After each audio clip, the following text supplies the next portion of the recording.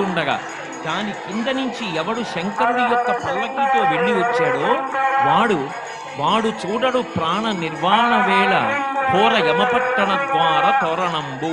యమధర్మరాజు గారి యొక్క నగరం అగ్ని తోరణంతో ఉంటుందిట. దాని కింద నుంచి భయపడి జీవుడి శరీరం విడిచిపెట్టిన తర్వాత పాపములు చేసి పరుగులు తీస్తూ వెడతాడు. అలా వెళ్ళవలసిన అవసరం లేకుండా కార్తీక పౌర్ణమి నాడు ఎవడు శపథం చేసి స్వార్థంతో కేవలం పాపములు చెయ్యకుండా ఇక పైన 10 మంది గురించి ఆలోచించి సమాజం గురించి ఆలోచించి అందరూ నా అన్నదమ్ములు అక్క చెల్లెళ్ళన్న భావనతో త్రికరణ శుద్ధిగా బ్రతుకుతానని కోరుకుంటాడో అటువంటి వాడి పాపములు తొలగతోసి నేను అండగా ఉండి అక్కడ దూరవలసిన జ్వాలాతోరణానికి బదులుగా ఇక్కడ జ్వాలాతోరణం కింద నేను అండగా ఉండి నిన్ను తీసుకొస్తున్నాను. ఇక నీకు ఆ తోరణ దర్శనం లేదని భగవంతుడు అనుగ్రహం